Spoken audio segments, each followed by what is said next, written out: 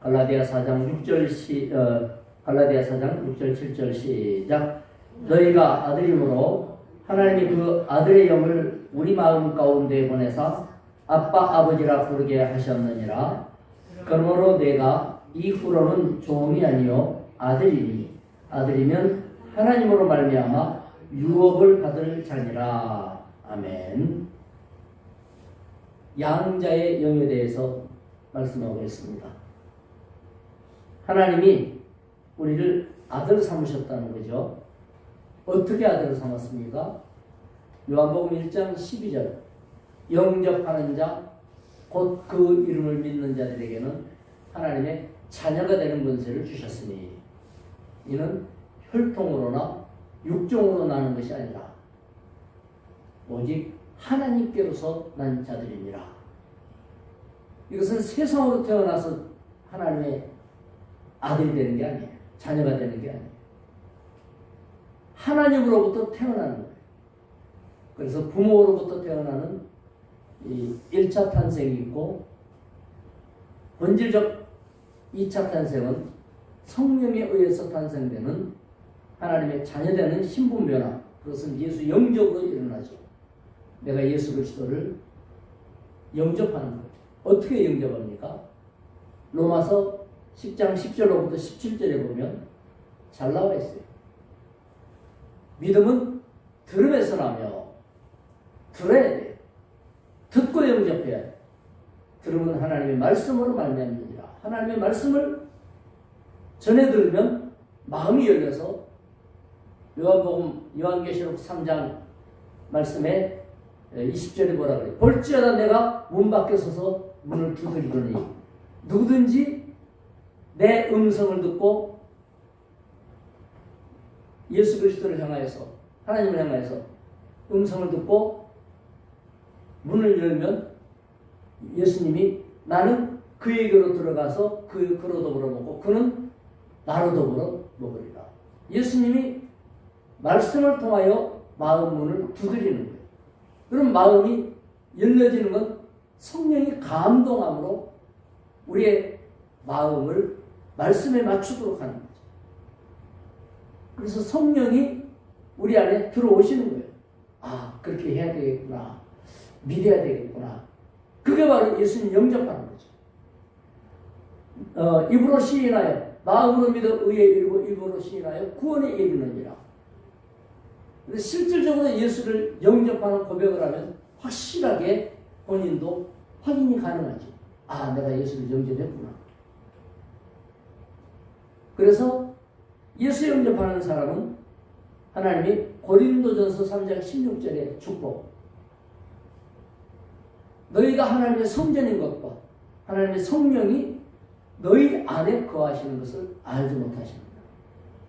알지 못하는 것. 성령이 우리 안에 머물러 영원히 떠나지 않으십니다. 성령이 함께하는 사람, 성령이 들어온 사람, 예수 영접한 사람이죠. 말씀 들은 사람이죠. 마음은 연 사람이죠. 하나님의 자녀가 된 권세 받은 사람이죠. 같은 말에 대한 다른 표현들이에요. 그렇게 되어지면 너희가 아들이 됐으니까 하나님이 너희에게 아들의 영을 우리 마음 가운데 보내주셨다. 아들의 영이 누굽니까? 성령이에요. 예수의 영, 아들의 영이 누구예요? 성령이에요. 예수의 영이에요. 이 사도행전의 13장 또 13장이죠. 13장 14장 바울이 아시아 쪽으로 가려고 그랬는데 성령이 예수의 영이 허락지 않았다. 예수의 영이 성령이에요. 하나님의 영이 성령이에요. 아들에게만 아들의 영이 있죠. 당연하지 않겠어요? 아들이니까 아들의 영이 있죠. 그래서 아들에게는 아들의 영을 주어서 하나님의 아들로 삼았다. 그런데 그 아들은 친아들이 아니기 때문에 양자로 삼았다는 게 바로 양자라는 얘기지. 그렇죠? 삼았다. 그 양자는 이미 신분이 바뀐 거예요. 양자가 되면 신분이 바뀌었어요. 어떻게? 요한복음 8장 44절에서는 마귀의 자녀, 마귀의 자식이요. 너희 아비 마귀의 자식이요. 그런데 예수 영접하면 하나님의 자녀, 하나님의 자녀가 됐어요. 그 자녀는 어떤 자녀냐? 성령으로 아들의 영을 받아 아들 신분을 회복한 거듭난 사람, 두 번 태어났다. 중생이라고 그러죠. 거듭난 자가 되는 거예요. 아들의 영을 받고 하나님의 자녀로 부모로부터 태어난 첫 번째 탄생이 아니라 하나님의 자녀로 두 번 태어난 중생의 자녀, 영으로 태어난 자녀, 자녀가 되었기 때문에 자녀에게는 여기에 유업을 받는다. 그래서 당장에 지금 받은 건 아니고 받을 자니라.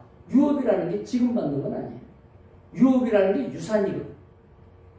그 유산을 지금 받으면 어떻게 되겠어요? 부모가 죽어버려요. 근데 유산은 죽어야 돼.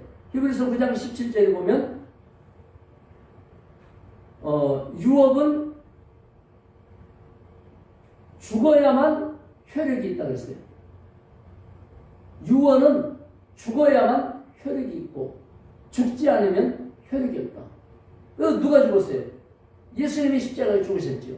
그래서 예수 안에 있는 것이 우리에게 주어지는 거예요. 아버지가 양자의 영을 받아서 하나님이 아버지가 되면 예수 죽음으로 준비해 놓으신 모든 것이 우리에게 상속이 되어진다. 유업이 되어진다.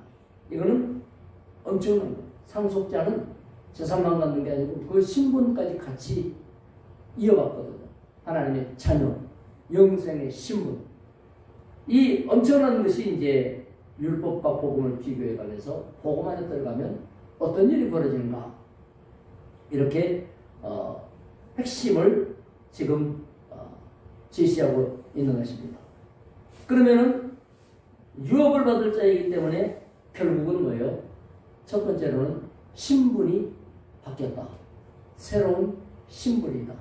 옛사람은 죽고 새 사람으로 거듭났다.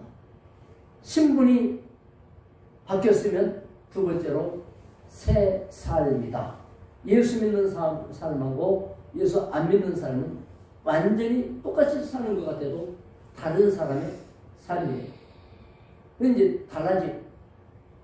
성격도 똑같고 변화도 없는 것 같아도 내적 변화가 이미 가장 큰 게 일어난 거예요. 뭐냐? 안 믿다가 믿는 자, 불신자가 신자. 이거는 내적 변화죠. 이거는 엄청난 거예요. 육신이 평생 길들어왔던 삶의 그 습관을 잘 못 바꾸지만은 내적 변화가 있기 때문에 평생토록 그 내적 변화에 따라서 우리는 가치 판단이 달라지고 생각도 달라지고 또 어느 게 중요한지 서열이 달라지잖아요. 예수 믿기 전에 중요한 거하고 믿고 나서 중요한 거하고는 이미 내 마음속에 가치가 달라져서 가치관이 바뀌었고 뭐 때문에 사는가? 인생관이 달라졌고 이 세상이 어떻게 돌아가는가? 세계관이 달라졌고 하나님이 어떻게 하신가 달라져요. 또 어떻게 세상이 만들어졌고 어떻게 끝나는가? 역사관이 달라졌고 여러분 모든 게 달라진 거예요. 모든 게. 이 중에 한 가지라도 예수 안 믿으면 바뀔 수 있는 게 있냐? 특별하지 않고는 그 거의 바뀌기 어려워요. 인생관, 역사관, 가치관, 세계관 이 하나하나가 인간 전체를 만드는 중요한 기틀인데 그거 틀 바꾸는 거 그거 쉽지 않아요. 노력해서 되는 게 아니에요. 네?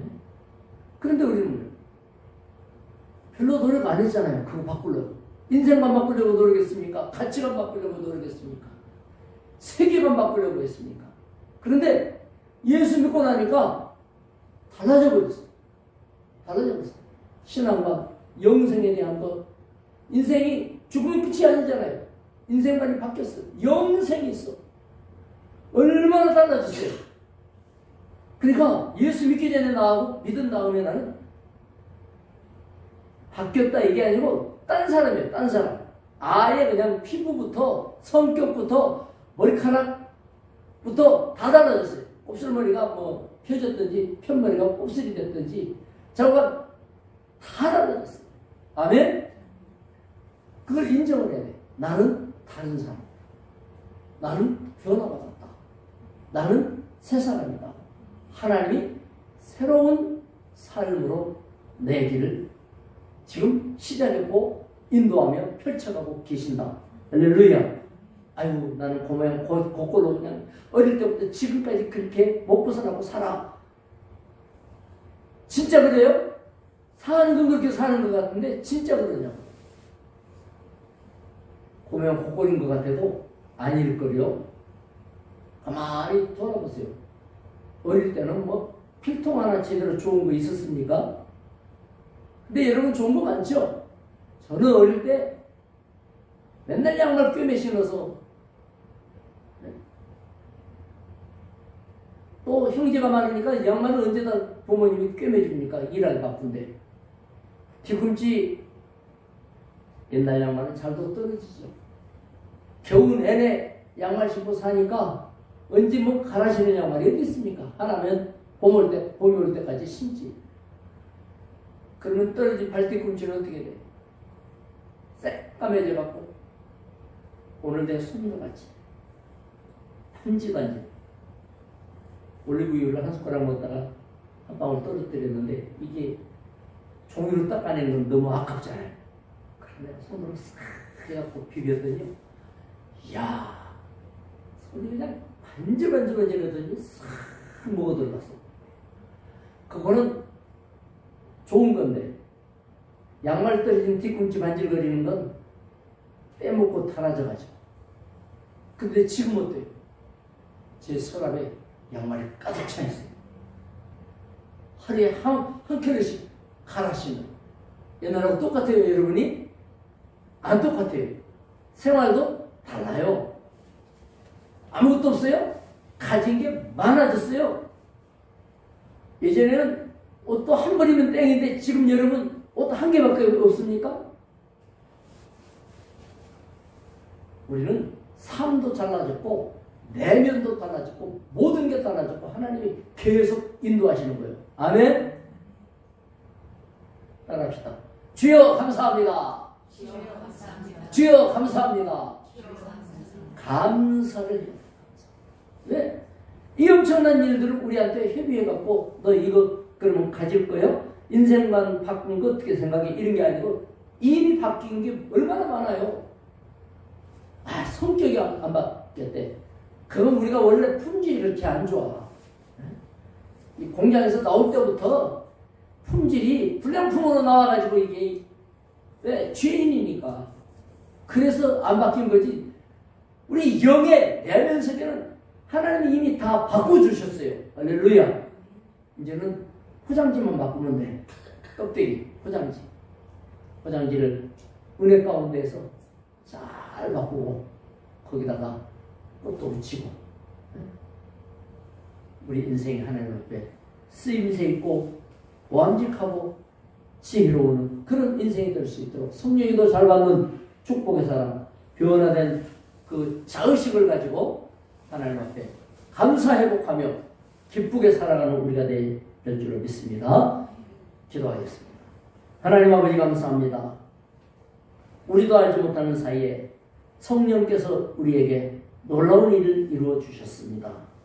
누구에게도 뺏기거나 또 바꿀 수 없는 좋은 것들을 이미 다 우리에게 이루어 주셨습니다.